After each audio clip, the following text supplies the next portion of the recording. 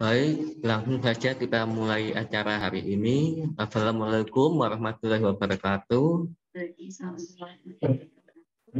Sebelum kita masuk ke materi, marilah kita berdoa dulu. Berdoa disilahkan.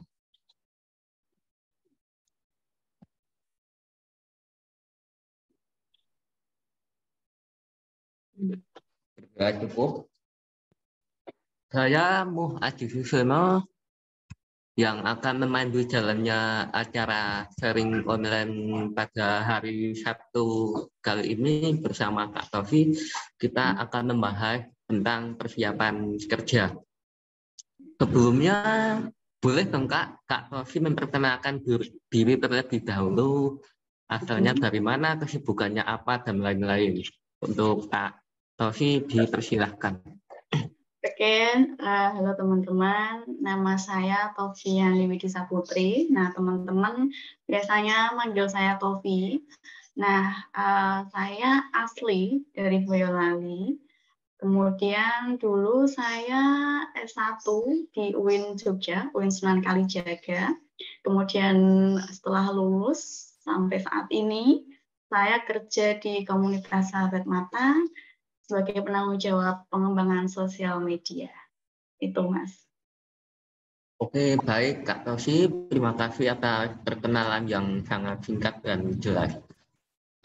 Selanjutnya, sekiranya bisa dong Kak Tosi mempresentasikan materi yang akan dibawakan tentang ya gambaran dunia kerja, pandangan yang dihadapi disabilitas netra ketika bekerja di swasta dan lain-lain.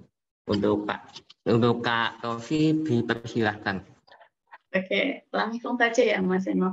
Mungkin Baik, untuk kali ini kita diskusi saja ya. Nanti kita lebih banyak sharingnya, lebih banyak diskusinya. Jadi dulu itu saya kan disabilitas. Jadi saya waktu itu awal sampai SMK. Nah, kemudian saya sakit glaukoma dan mengharuskan saya untuk mau tidak mau jadi seorang disabilitas. Nah, kemudian disitulah saya memulai semuanya dari awal belajar benar-benar dari nol hingga saya bisa masuk kuliah. Dan kuliah itu saya sangat bersyukur karena saya masuk di bimbingan konseling Islam, di mana dosen saya itu mayoritas psikolog, konselor. Di situ saya banyak banget mendapatkan support system bagaimana nantinya ketika kita kerja gitu. Jadi ketika kuliah itu benar-benar saya digembleng dengan tugas-tugas yang harus ke lapangan ya. Meskipun saya disabilitas, tidak ada istilahnya udah karena kamu disabilitas nggak usah ngurusin, enggak. Semuanya disamakan. Nah, bahkan sama dosen tuh selalu dikasih motivasi. Kerjaan itu banyak. Ya, kerjaan itu banyak. Tapi ya, bagaimana kita bisa untuk mengerjakannya? Caranya apa? Ya kita belajar semua hal. Meskipun jurusan kita spesifik ya, tapi kita juga harus belajar di keilmuan yang lain juga. Karena kita nggak tahu nanti ketika lulus kuliah itu kita masuk kerjanya di apa, gitu kan? Nah, kemudian di saat saya kuliah, saya nggak hanya kuliah saja waktu itu. Saya nyambi bikin event ya, bikin event. Mungkin teman-teman ketika di Jogja pernah mendapatkan broadcast tentang sosialisasi edukasi pasar modal. Nah, itu kegiatan saya yang membuat eventnya di situ. Kita kerjasama bareng sama Bursa Efek. Nah, kemudian selain bikin event, saya waktu kuliah juga ikut kerja part-time di perpustakaan UIN Jogja. Di situ saya tenaga solving untuk pembuatan buku-buku digital. Jadi sangat tidak sinkron dengan jurusan saya waktu kuliah. Saya bimbingan konseling, tapi saya bikin event, saya ikut kerja part-time yang itu bagiannya seharusnya teman-teman IT mungkin dan bahkan teman-teman perpus, tapi nggak masalah. Karena ketika kita gabung di situ kita akan banyak mendapatkan pengalaman. Nah, selain part-time, itu di semester 6 ya, kalau nggak salah semester 6, saya ikut riset bareng Sabda, Sentra Advokasi Perempuan dan Anak di Jogja. Mungkin Mas Firno juga tahu Sabda di Jogja. Nah, saya ikut riset bareng Sabda, dan itu kita ketemu sama teman-teman perempuan dari berbagai daerah di Indonesia. Nah, kita riset bareng. Di situ saya juga banyak banget mendapatkan pengalaman. Banyak sekali kita bisa bertukar pikiran, bagaimana perempuan itu harus bekerja di luar sana, di luar kota Jogja, bagaimana pengalamannya. Dan setelah riset di semester 7, alhamdulillah saya bisa lulus S1. Jadi dalam jangka 7 semester, nggak sampai 8 semester ya, nggak sampai 4 tahun, saya bisa lulus S1. Dan alhamdulillah bisa cum laude juga, alhamdulillah. Dan setelah lulus, saya sudah yudisium, nunggu wisuda, kemudian ada lowongan di Sahabat Mata. Akhirnya saya daftar kerja di sini, di Sahabat Mata. Dan ketika saya daftar, sama pimpinan, waktu interview ditanyain, kamu bisanya apa? Nah, inilah yang harus kita persiapkan sebagai disabilitas. Kita bisa apa? Nah, saya di situ bilang saya punya beberapa keahlian. Saya bisa Microsoft Office, saya juga punya riset. Nah, risetnya hasil dari riset saya bareng Sabda, saya sodorkan. Saya pernah nulis ini. Saya pernah menjadi tenaga part-time. Saya juga pernah membuat event. Nah, semua keahlian yang saya miliki saya sodorkan. Alhamdulillah, sebelum wisuda, saya sudah bekerja di sini. Dan pada waktu itu masih masa COVID-19, tahun 2021. Jadi saya wisudanya online sambil kerja di sini. Dan itulah teman-teman, kenapa kok seorang disabilitas itu harus belajar ya, belajar lebih banyak daripada teman-teman non disabilitas. Karena apa? Simpelnya gini, mungkin kalau orang non disabilitas tanpa belajar pun dia bisa ngerjain apapun ya. Tapi kalau kita ada hambatan di visual. Jadi ketika ada kesempatan untuk belajar, kesempatan untuk kita ikut andil, ya sudah masuk saja. Karena ketika kita punya pengalaman apapun itu ya, ketika kita kerja itu bisa menjadi bekal kita, kayak tawaran kita ke pimpinan, saya bisa ini, dan itulah nanti bisa kita tulis di kurikulum vitae, dan itu bisa menjadi pertimbangan perusahaan, lembaga apapun untuk bisa menerima kita sebagai karyawan. Mungkin itu dulu, Mas Teno, matikan diri saya. Oke ya. Untuk tantangan yang dihadapi sendiri apa Kak? Kalau kita terjun di dunia kerja, terutama untuk disabilitas netra ya? Banyak sekali Mas tantangannya ya. Pertama, lingkungan. Nah, terutama saya kan perantauan nih. Saya tidak asli Semarang.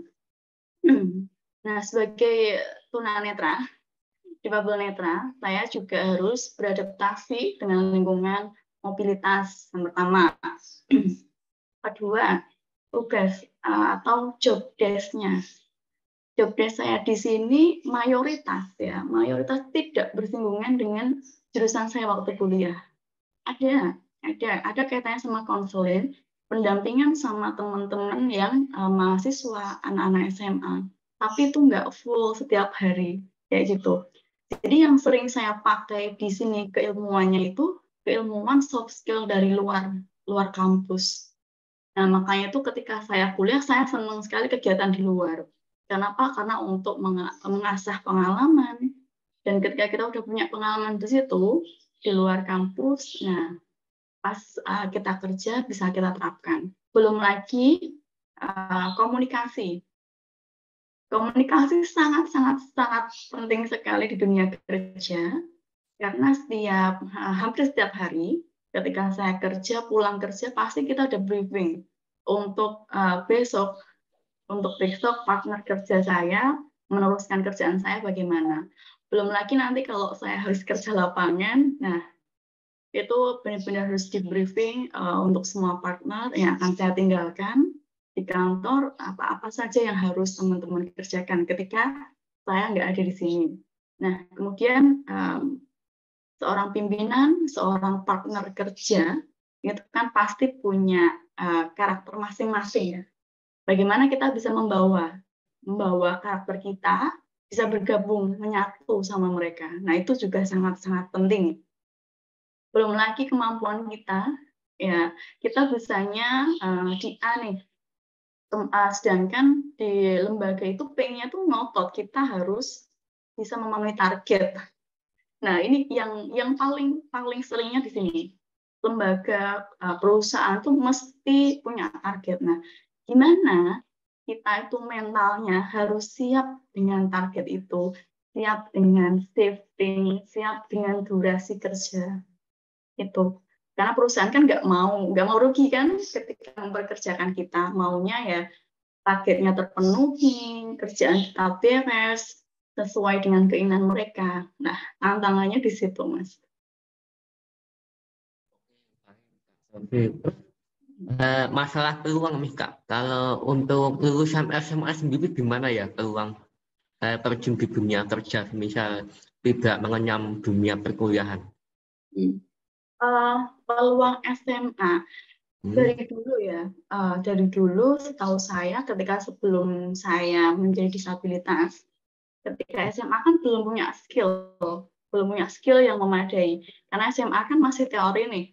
Beda kalau anak SMK, mungkin kalau lulus SMK bisa langsung kerja karena ada program PKL ya waktu SMK. Tapi kalau SMA lebih baik kuliah dulu. Nah, baru setelah kuliah mencari kerja. Gitu, Mas. Oke Kak. Nah, ketika sudah lulus kuliah, apakah untuk yang disabilitas itu ada jaminan Kak bisa dapat kerjaan?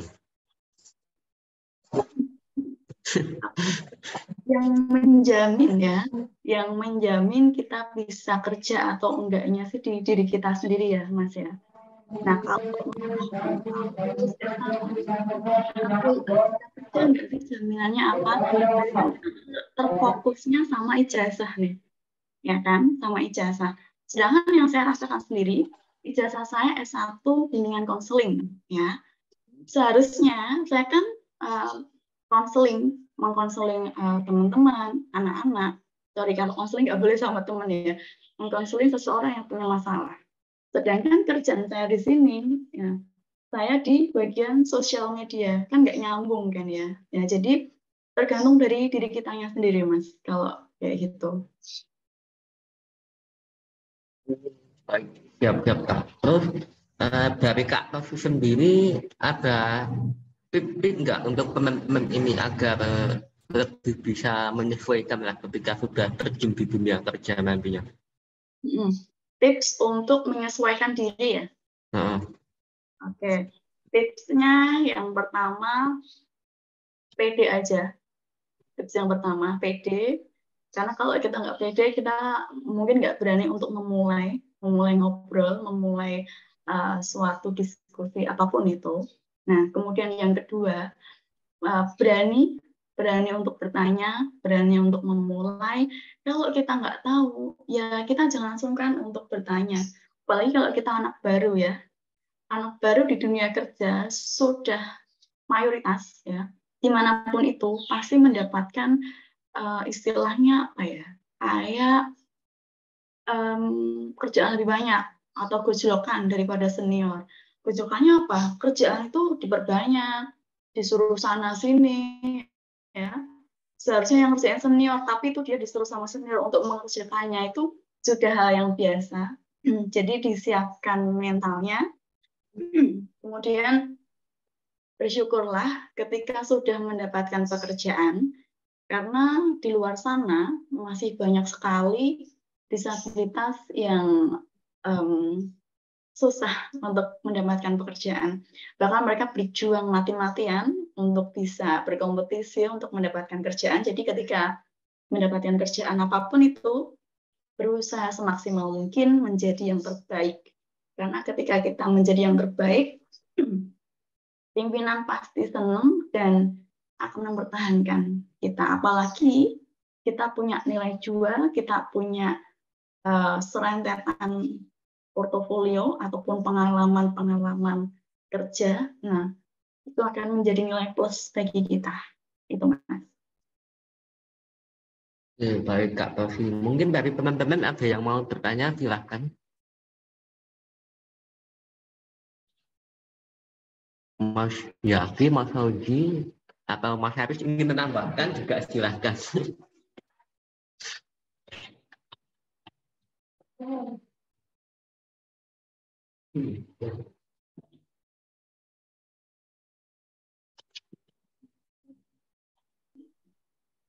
Oke, jika belum ada yang bertanya, mungkin bisa kita lanjut terlebih dahulu. Nah, boleh dong Kak Tofi menceritakan pengalaman gimana sih Kak Tofi kok mendapatkan pekerjaan, terus perjuangan apa saja yang dilakukan sama Kak Tofi sampai bisa bekerja di Sahabat Mata. Oke. Mungkin teman-teman dengar cerita saya tadi enak ya, belum wisuda tapi udah kerja. Itu sebenarnya nggak semudah itu ya. Mungkin teman-teman tahu platform Kerjabilitas ya. Platform itu banyak sekali lowongan-lowongan untuk disabilitas di situ ya. Jadi sejak saya masih ngeskripsi semester 7 ya, semester 7 itu kan kuliah kan cuma lapangan aja, paling cuma berapa SKS, 16 atau berapa saya lupa. Pokoknya nggak nyampe 20 SKS, jadi kan longgar ya, cuman kerjaan lapangan aja, sambil ngeskripsi ya, di situ saya sudah mempersiapkan untuk daftar kerja. Saya daftar kerja di Kerjabilitas itu 20 perusahaan ada, Mas. 20 perusahaan ada, saya pernah juga daftar sebagai guru SLB di Jogja juga pernah ya. Padahal itu sekali perjalanan ke sana tuh transport itu 50 atau 50 lebih. Bayangin aja PP dari kos ke sana itu 100.000 lebih. Nah, kemudian saya juga pernah setelah itu saya daftar kerja di lembaga TOEFL bahasa Inggris. Itu di Solo, alhamdulillah diterima sebagai content writer. Jadi saya nulis konten di IG-nya lembaga itu. Nah, nanti kerjasama sama bagian desain. Nanti mereka desain, terus mereka upload. Nah, itu kerja saya pikir ya lamaan. Ya. Tapi kerja itu cuma sebulan aja. Dengan gaji nggak ada 1 juta. 500 saja nggak ada. Mungkin teman-teman bisa bayangin kerja cuma gaji 400.000 untuk sebulan. Itu bisa buat apa ya? Bahkan buat makan aja nggak cukup kan?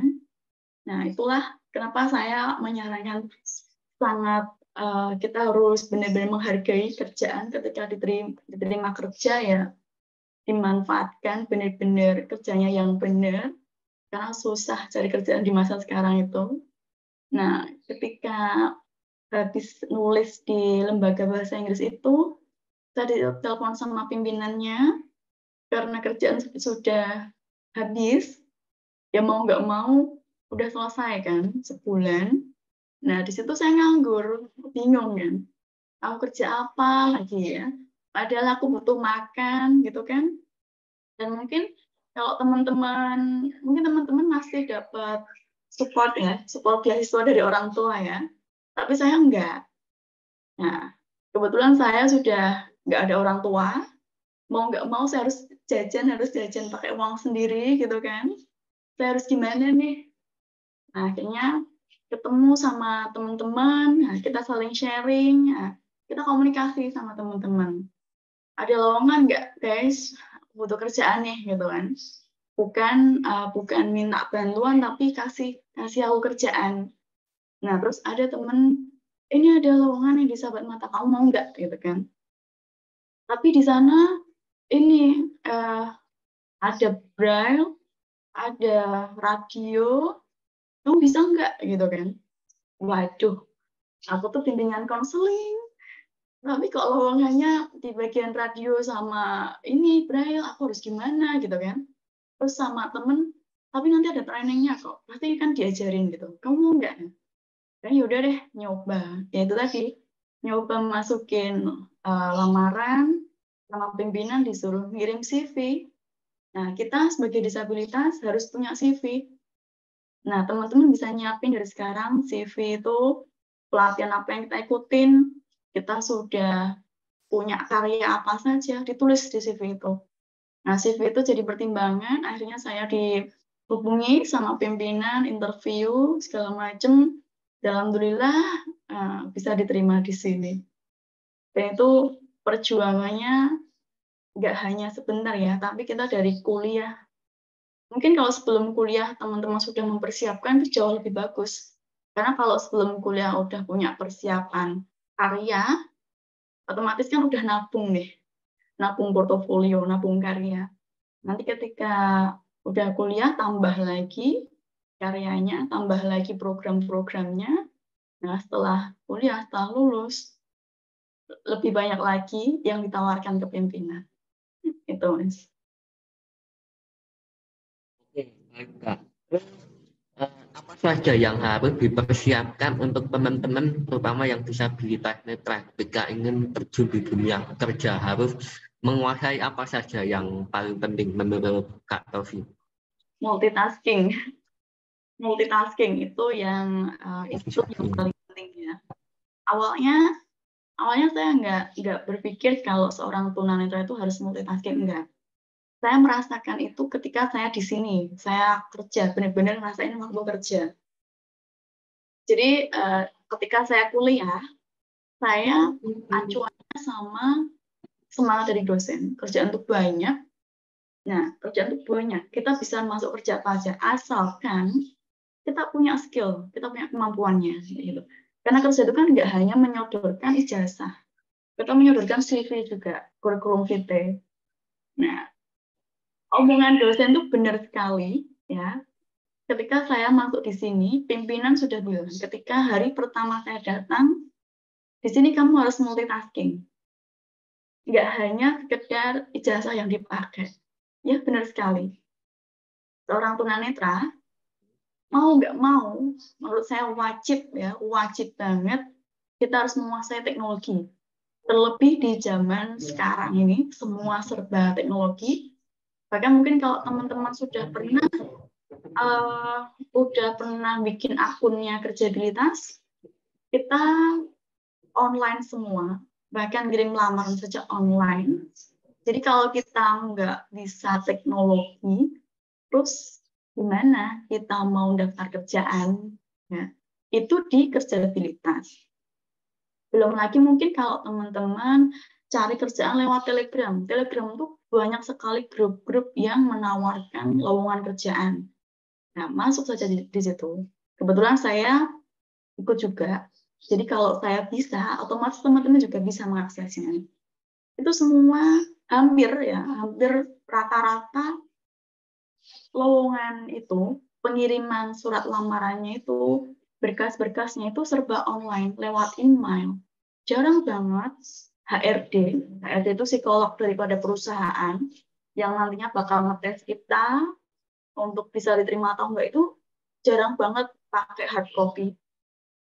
Sebentar, suaraku berisik nggak di sini? Enggak, Kak, enggak. Oke. Nah, banyak banget sekarang itu pakainya digital, pakainya online.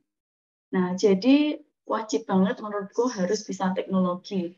Meskipun nanti ketika kita ngirim surat lamaran, tetap diedit sama relawan atau kalian punya editor siapalah yang bisa membantu untuk ngedit kira-kira secara visual udah rapi belum tulisannya, CV-ku sudah pas belum, udah ada fotoku belum. Nah, kayak itu. Jadi ketika kita bisa menguasai teknologi, kita bisa mengatur sendiri, kita bisa ngurus sendiri, kira-kira dari perusahaan itu apa saja dibutuhkan, kita bisa tahu. Itu yang pertama, teknologi. Yang kedua, komunikasi. Komunikasi sangat penting. Kita harus mau berkomunikasi kepada pimpinan, kepada partner kerja, ya.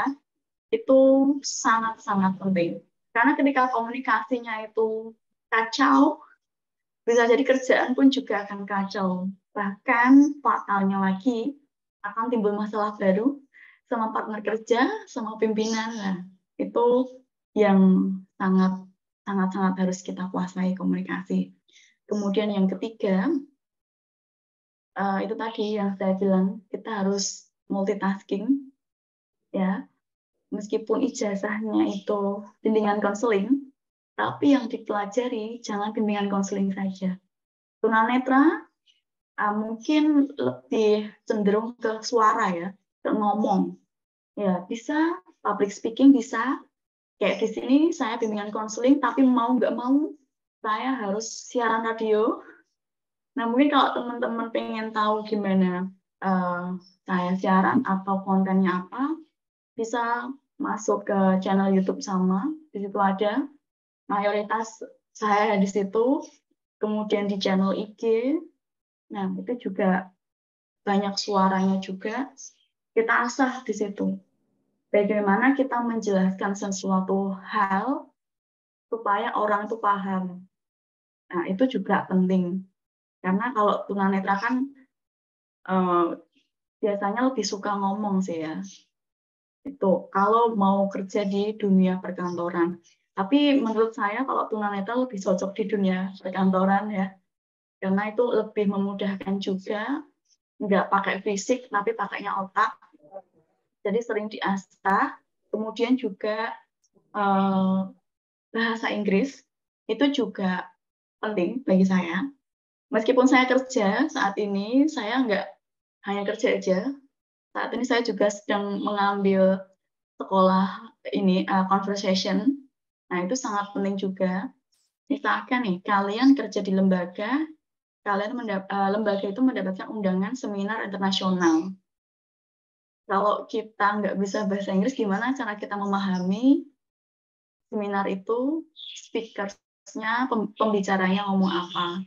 Belum lagi kalau ada tamu dari luar negeri, menyambangi, gimana kita bisa ngobrol. Itu juga penting. Terus juga ada beberapa teman saya itu jadi penerjemah. Itu juga ada. Jadi ketika teman-teman itu punya minat di bahasa Inggris, langsung aja digas, siapa tahu itu emang rezekinya. Jadi untuk disabilitas, netra khususnya, jangan ngeluh ketika kita harus belajar multitasking, karena itu yang saya rasakan saat ini. Saya merasa kuliah saya masih kurang, makanya itu saya mengambil sekolah conversation lagi, dan rasanya juga kalau kita cukup di kuliah saja, itu enggak banget, tetap kurang deh. Itu, Mas. Oke, baik. Mungkin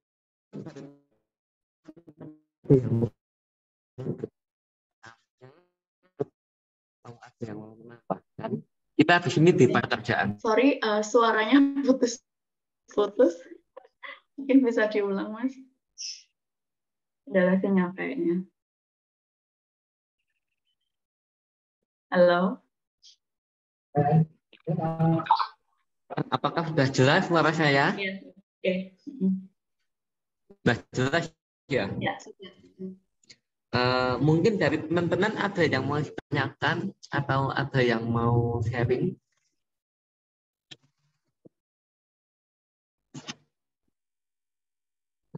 Oke, nampaknya belum ada yang mau bertanya. Jika masih malu-malu untuk berbicara, bisa loh sampaikan pertanyaannya di chat.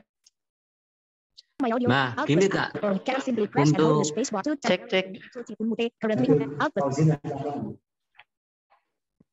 Mas Fauzi ada yang mau tanyakan?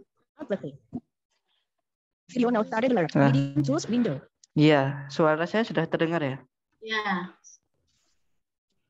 Oke. Ini yang saya tanyakan kepada saya panggilnya Mbak aja nggak apa-apa boleh. ya. Oke, itu.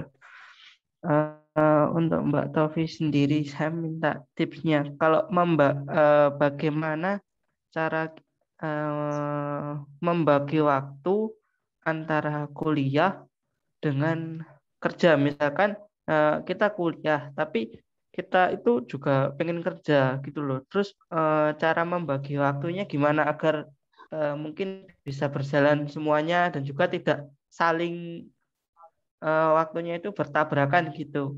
Oke. Oke. Nah, ya mungkin itu dulu.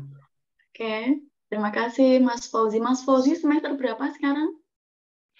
Masih semester 3 Semester 3. Di mana nih kuliahnya nih?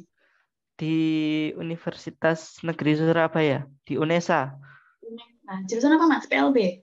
Iya. Oke, keren deh. Aku dulu pengen masuk PLB tapi nggak bisa masuk. Oke, terima kasih pertanyaannya. Oke, ini saya rasakan dulu ketika saya semester 5 ya. Jadi waktu saya semester 5 itu saya kuliah sambil part time, sambil kerja. Itu trik saya itu gini, ketika dosen ngasih tugas ya, itu langsung kita kerjain aja di hari itu juga.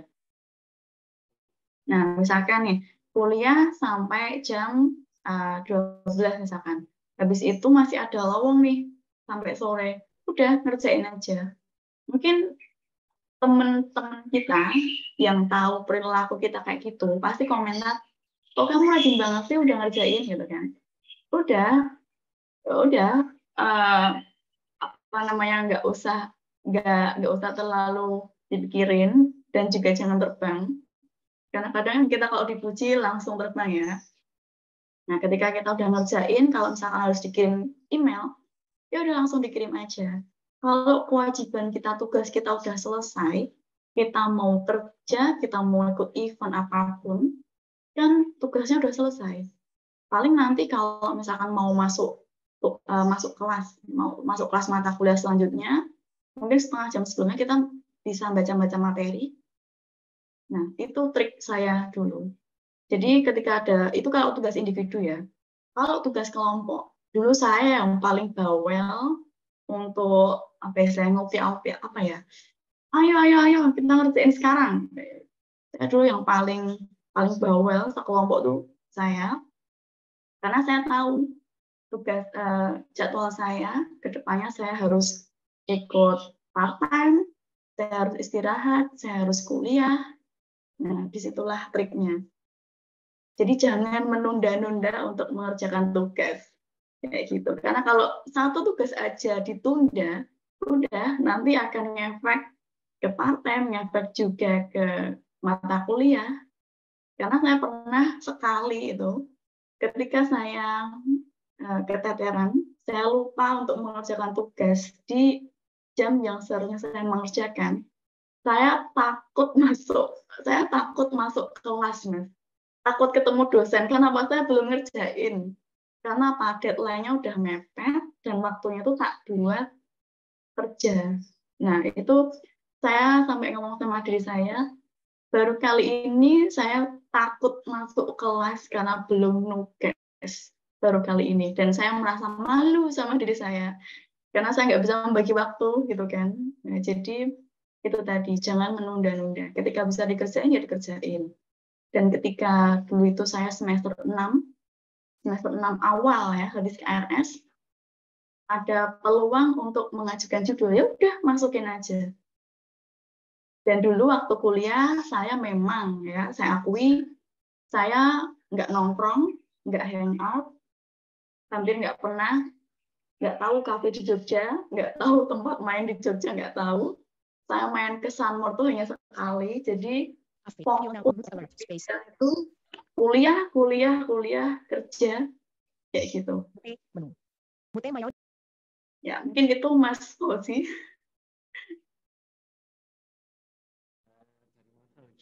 Sudah cukup jelas. Iya, terima kasih Pak atas jawabannya. Mungkin ini ya, mau tanya satu lagi boleh ya? Dua juga boleh kok. Iya, untuk yang ketika seorang disabilitas, apalagi tunanetra itu, ketika di tempat kerja yang baru ya, adaptasinya itu seperti apa ya? Gitu cara kita menyesuaikan dengan pekerjaan yang baru. Misalkan katakanlah kita dulunya kerja sebagai ini penyiar radio atau misalkan penulis lah, terus tiba-tiba kita di tempat kerja yang baru itu kita ditempatkan di bukan yang posisi yang seperti tadi, tapi kita ditempatkan di bagian yang lain lah. Cara untuk beradaptasi yang seperti itu bagaimana ya? Mungkin tadi Mbak Taufik mungkin juga ngalami ya, kuliahnya jurusan BK tapi di pekerjaannya di sosial media lah. Mungkin seperti itu bisa dijelaskan mungkin. Oke, jadi dulu itu saya tidak hanya adaptasi sama lingkungan, sama partner kerja, sama saya, karena saya benar-benar nggak kenal siapa itu pimpinannya, nggak kenal sama partnernya siapa aja. Jadi hari pertama itu saya hello, kenalan dulu, saya Tofi, saya ini, kita mau kenalan, dan kemudian kita kan ada training tuh, ada dilatih dulu gimana cara belajar kerjanya. Jadi dikenalin dulu. Jadi kalau training itu biasanya belum dikasih target sih. Kita masih belajar. Nah, nanti kan diajarin sama seniornya tuh. Selain diajarin sama seniornya, kita juga aktif cari sumber lain, cari sumber referensi lain. Ada YouTube, ada saya BK, saya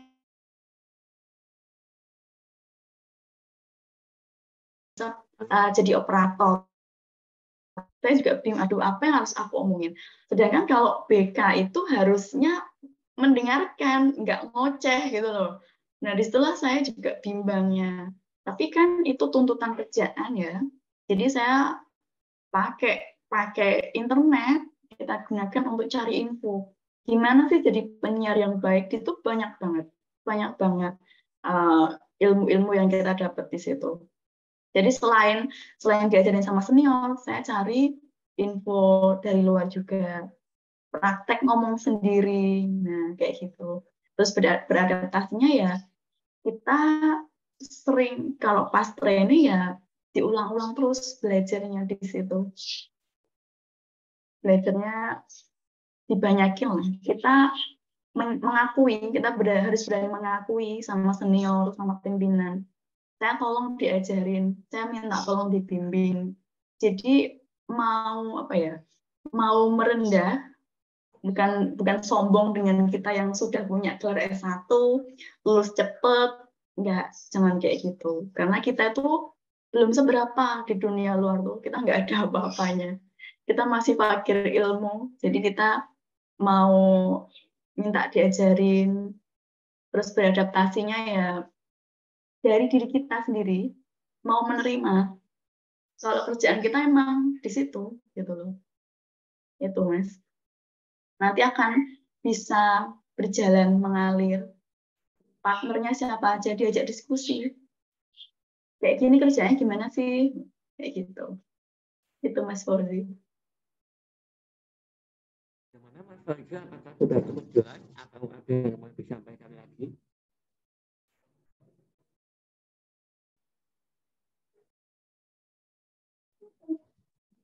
Mas Seno kayaknya tadi ngomong sesuatu. Ya, jauh kayaknya. Iya Mbak, terima kasih atas ininya jawabannya gitu. Terus ini ya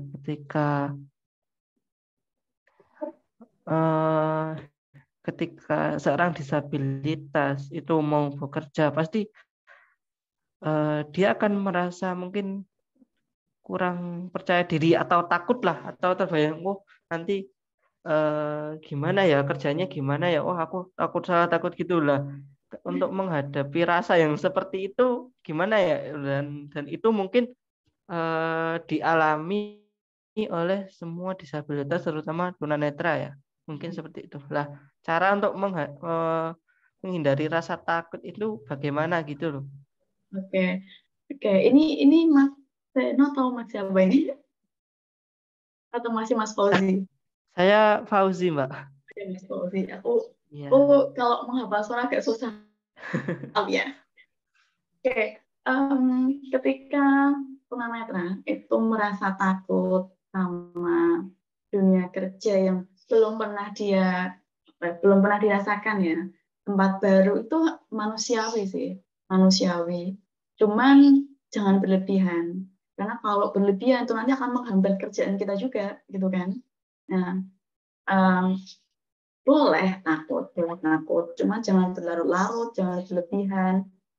Dan kalau takutnya itu nggak masuk akal, saya rasa itu akan buang-buang waktu gitu loh.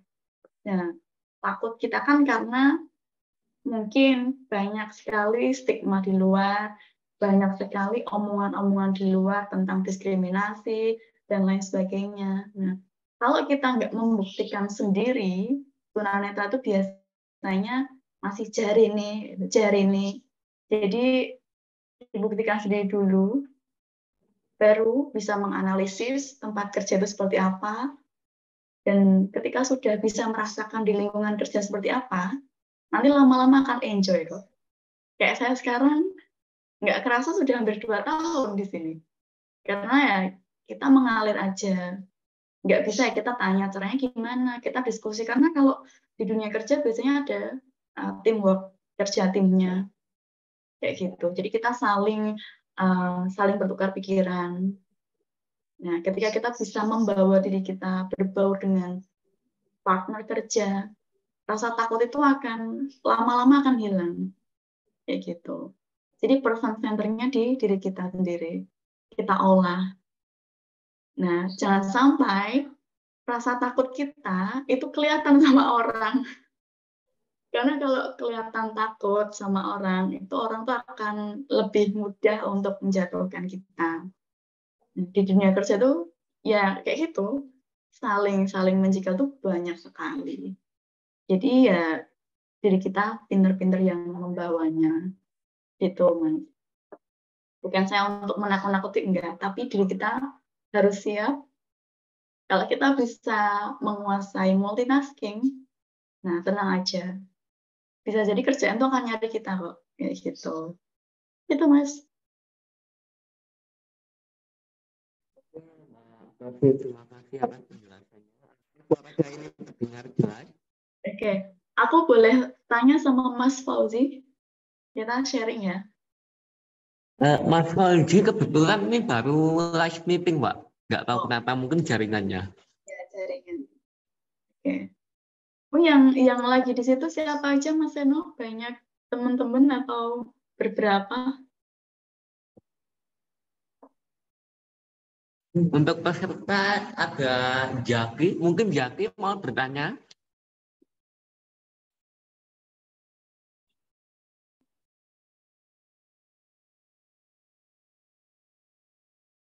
Oke Mbak, kita lanjut dulu saja. Ya silahkan Mas Jaki, jika mau bertanya silahkan.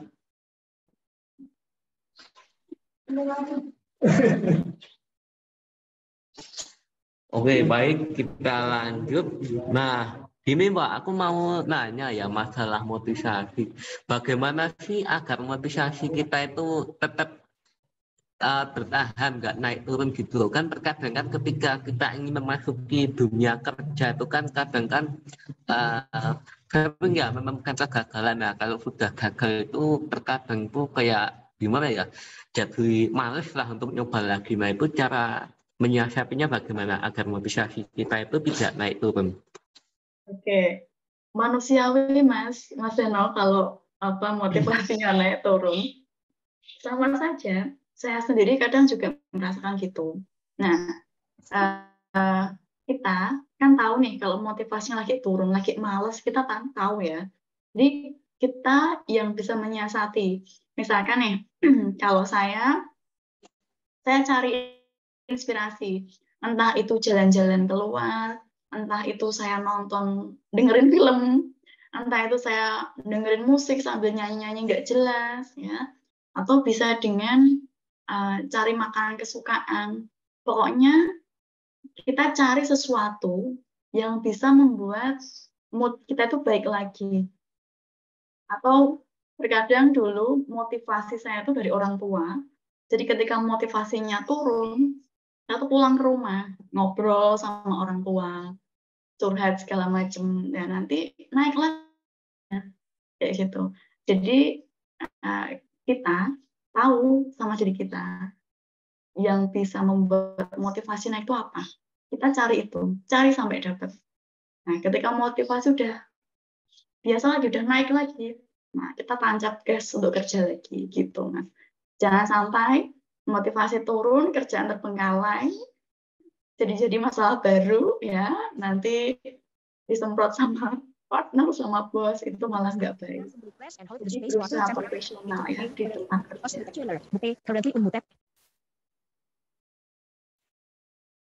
Itu Mas Eno. Oke, baik. Ya, penjelasannya kan tadi Mbak Taufi mau bertanya sama Mas Aldi ya, ini sudah gabung kembali. Oke. Halo Mas Fauzi. Halo Mbak, cek. Mas Fauzi sudah pernah nyoba ngelamar kerja? Belum. Ragu-ragu Mbak mau ngelamar sebenarnya. Pengen sih, tapi ya itu ragu-ragu takut gitu loh, bisa apa enggak nanti. Terus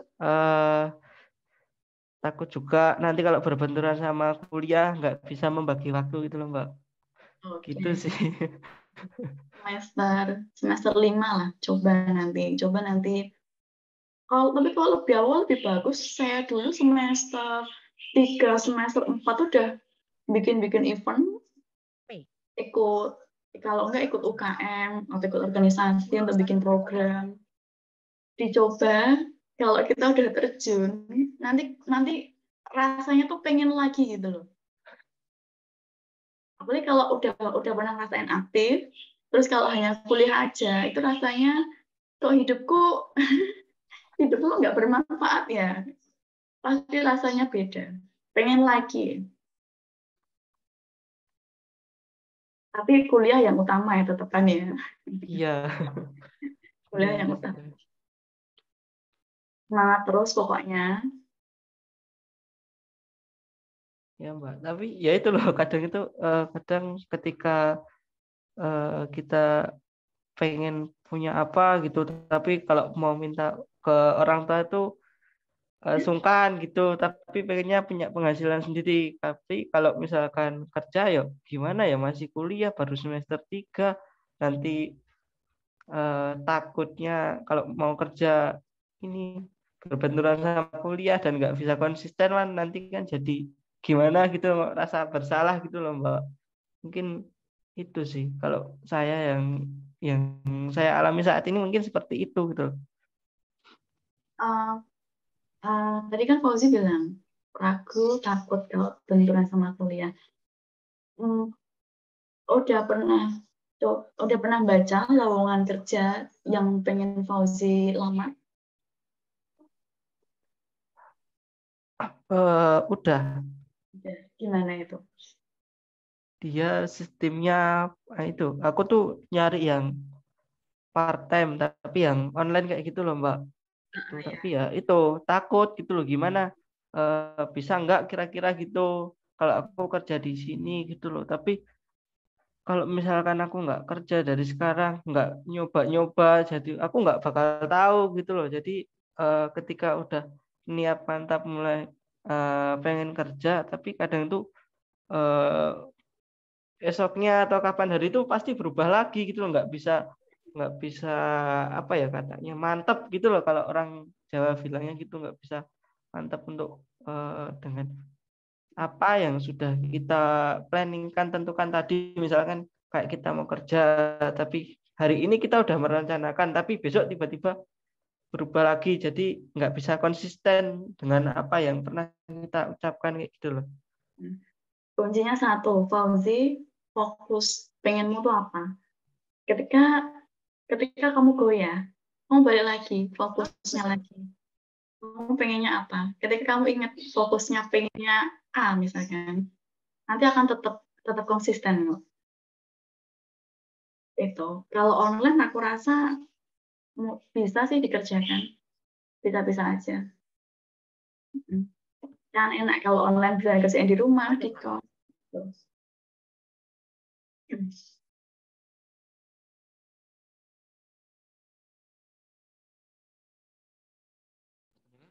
Ya, mungkin itu Mas Seno.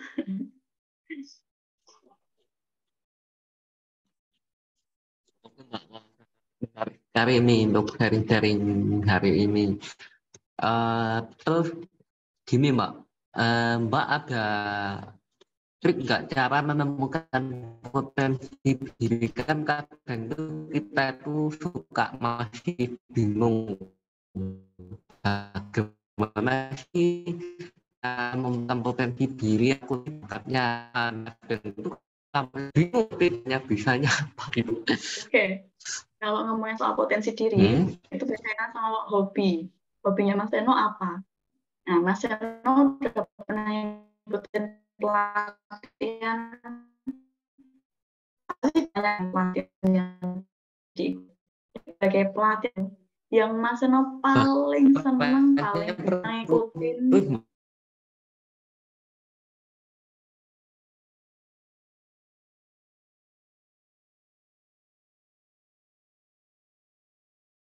Tapi soal hobi, kan kita pernah ikutin berbagai pelatihan. Nah, dari pelatihan itu mana yang paling Mas Seno suka, mana yang paling Mas Seno bisa ngikutin, bisa menguasai. Nah, kalau udah ketemu satu, ya udah itu ditekuni terus.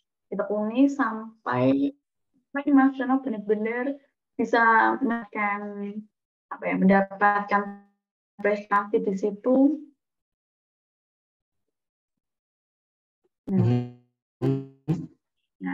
ketika mendapatkan prestasi di situ, itu bisa menjadi nilai jual kita. Nah, biasanya sekarang ini kalau kita mau melamar kerja, itu diminta portofolio. Nah, kapan itu saya baca juga lowongan kerja, portofolio itu semacam kayak hasil karyanya kita gitu. Jadi misalkan Mas Seno jago ngomong ya, jago kayak MC kayak gini, live di YouTube. Suatu ketika Mas Seno melamar kerja, kamu bisa apa? Saya bisa MC, ada di channel link YouTube ini. Nah, link YouTube-nya nanti bisa disertakan buat pertimbangan HRD nonton kemampuan Mas Seno seperti apa. Atau kalau enggak, Mas Seno bisa nulis artikel, dimuat di websitenya Senyum ya. Nah, nanti link websitenya tuh ditulis di situ. Saya pernah nulis ini, judulnya ini. Kayak gitu, Mas.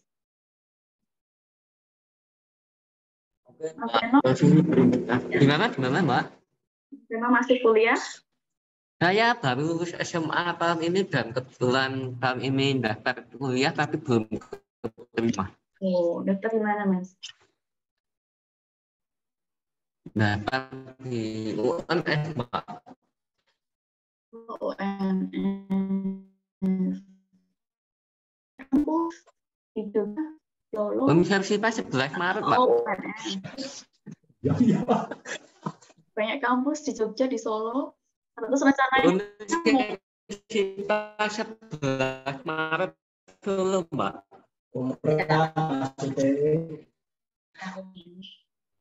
Mau di tahun ini swasta atau gimana kelanjutannya?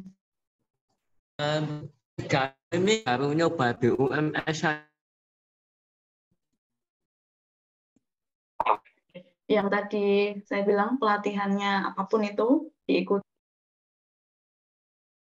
Ketika masih mau Gimana, Mbak? Ya, suara jelas? Ya, jelas, Pak. Nah, Mas Seno sambil nunggu daftaran kuliah lain,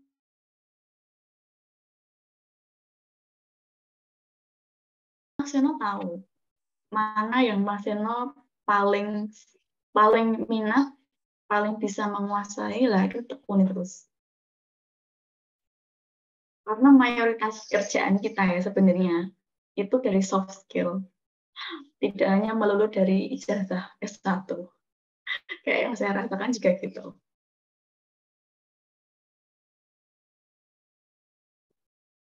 Oke, baik Mbak, terima kasih ya. Sejauh ini pelatihan sih Mbak, malah ya lumayan banyak ya yang saya ikuti. Gimana Mas Seno?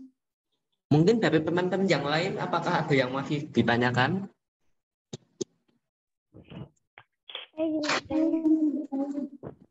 Silakan.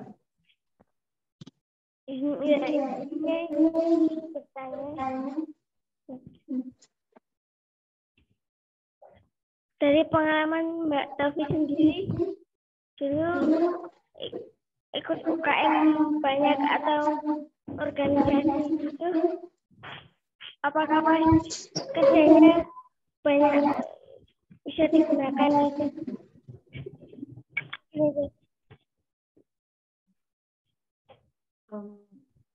Saya bisa minta tolong diulangi lagi pertanyaannya. Kurang kayak jauh, kurang begitu jelas. Itu menurut pengalaman Mbak Taufik sendiri, pas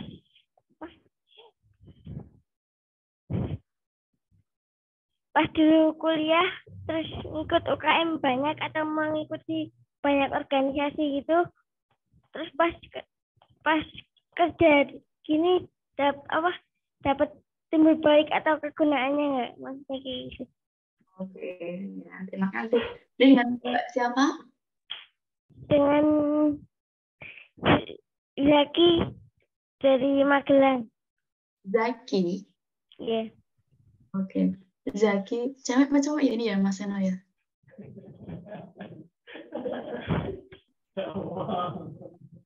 Ya. Sorry. Mas Zaki, kelas berapa? Udah kuliah atau masih sekolah ya ini? Iya, udah kuliah. Udah kuliah. Semester berapa, Mas? Baru semester 3 sekarang. 3. Bareng kayak Mas Fauzi ya. Kuliah di mana, Mas Zaki?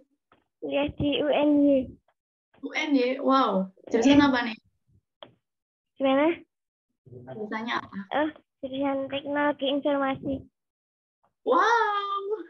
Teknologi informasi keren sekali ya. Iya, tapi dari nol, Mbak. Soalnya dari MA kemarin. Oh iya, nggak apa-apa. Kan kuliah kan emang belajar di situ ya. Oke. UKM, organisasi, ikut komunitas, itu pastinya bermanfaat banget bagi kita nanti yang udah kerja. Karena ketika di UKM, di organisasi kita ketemu banyak orang ya. Nah, itu kita bisa belajar cara komunikasinya sama orang yang berbagai daerah, berbagai latar belakang. Mungkin itu orangnya sensitifan, mungkin itu orangnya pendiam. Nah, kan di dunia kerja juga gitu, kita ketemu sama berbagai orang, latar belakangnya.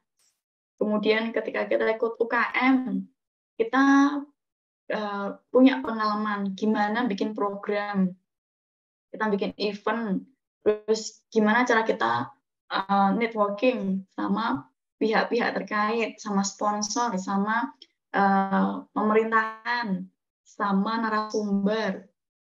Dan ilmu ketika kita mengikuti organisasi UKM itu sangat bermanfaat, tidak hanya di dunia kerja, Mas Zaki, tapi di kehidupan kita sehari-hari itu sangat bermanfaat. Itu. Mas Zaki udah ikut organisasi UKM di kampus? Kemarin baru ikut kayak UKM penelitian gitu, tapi belum jalan lagi. LPM ya? PM. Nah, keren itu. Aku suka banget sama penelitian. Oke.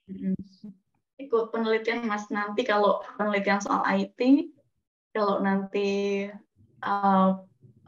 bisa ikut lomba, itu bisa jadi portofolionya Mas Zaki, bisa buat modal. ketika di dunia kerja. Terus kalau kayak sertifikat itu kepake nggak sih? Sertifikat mengikuti gitu. Kepake banget. Ya, ngomong-ngomong ya, dulu saya kuliah S1 itu bidik misi. Saya bidik misi, saya dulu waktu keterima bidik misi itu kan harus 4 tahun selesai. Itu banyak banget omongan dari luar. Emang kamu bisa? Tunanetra 4 tahun selesai, emang bisa? Nah, pengalaman saya untuk bisa mendapatkan beasiswa dari pemerintah, dari manapun, yang itu ikatan kontraknya sangat-sangat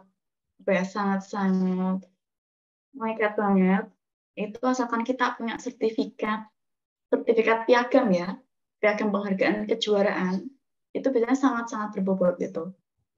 Saya bisa lolos bidik misi karena saya pernah ikut lomba TIK dari Kominfo, saya punya 2 piagam, nah disitulah yang membuat saya bisa lolos ikut beasiswa. Nah, selain itu, Mas Zaki, ketika kita kerja, piagam itu juga harus kita sertakan. Terlebih kalau Mas Fauzi, anak IT ya, IT, pernah ikut lomba IT, terus nanti siapa tahu bisa kerja di Diskominfo, nah, itu bisa menjadi nilai jualnya Mas Zaki.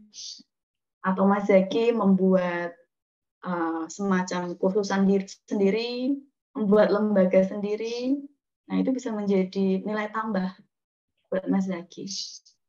Itu Mas. Ya, terima kasih Mbak atas jawabannya.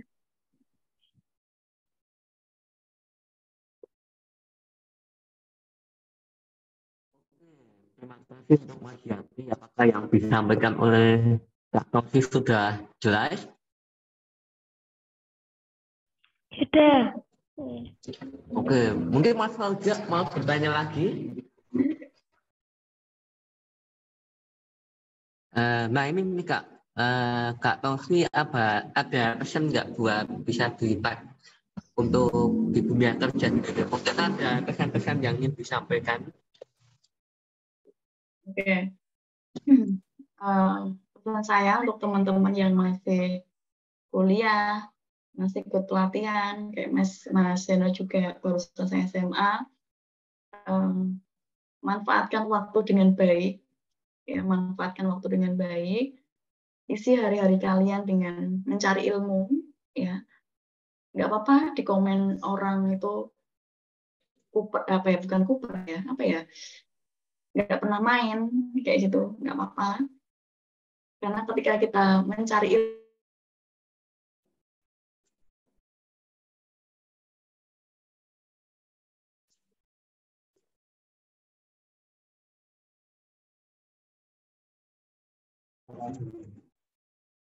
Halo? Halo, Kak Tosi?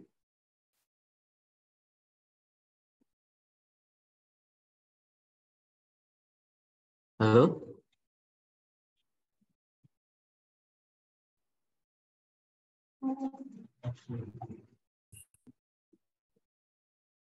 sorry terputus ya, suara saya sudah jelas? Sudah.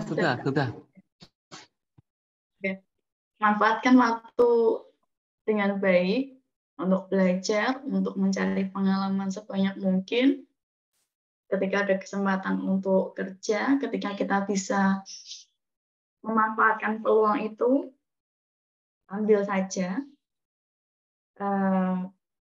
Dan pesan saya, kerjaan, ilmu apapun itu, belajar dengan baik, kerja dengan baik, karena ketika kita belajar dengan maksimal, bekerja dengan maksimal, itu nanti buahnya akan manis sekali, dan ketika kalian mendapatkan buah itu dengan benar, dengan baik, rasa bangga itu tidak hanya di diri kalian. Ingat, orang tua kalian itu sangat punya harapan yang besar untuk kalian. Betapa bahagianya mereka ketika anak-anaknya itu berprestasi. Bayangin aja kalian pulang ke rumah, kalian bawa piala, kalian bawa medali, kalian bawa piagam. Orang tua kalau melihat itu pasti bangga sekali. Ditambah lagi, kalian bisa diterima kerja, di tempat yang baik, kalian nggak perlu merepotkan orang tua lagi, jajan nggak perlu minta orang tua lagi, kalian bisa mandiri, beli apa-apa sendiri, orang tua pasti sangat senang sekali. Itu. Orang yang pertama harus kalian banggakan adalah orang tua. Buat mereka tersenyum, ya, selagi mereka masih ada, buat mereka bahagia. Gak apa-apa kita yang ngos-ngosan, kita yang jungkir balik, yang penting orang tua bahagia. Itu Mas mungkin dari saya. Baik, terima kasih Kak Tofi. Dari teman-teman sendiri gimana? Apakah ada yang mau ditanyakan kembali? Jika sudah tidak ada pertanyaan sebelum kita akhiri acara kali ini, boleh kita foto bersama dulu untuk dokumentasi. Oke. Yang belum open kamera silahkan di open.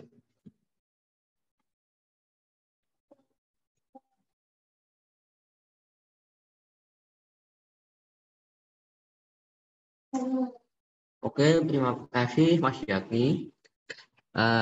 Demikian acara sharing-sharing online kali ini dari saya selaku pembawa acara. Apabila selama membawakan acara ada kesalahan kata mohon dimaafkan, dan terima kasih buat Kak Tofi atas waktu yang diluangkan. Semoga di lain waktu kita bisa berjumpa lagi dengan sharing-sharing yang lebih menarik. Oke, sekian dari saya selaku pembawa acara. Kurang lebihnya mohon maaf. Wassalamualaikum warahmatullahi wabarakatuh.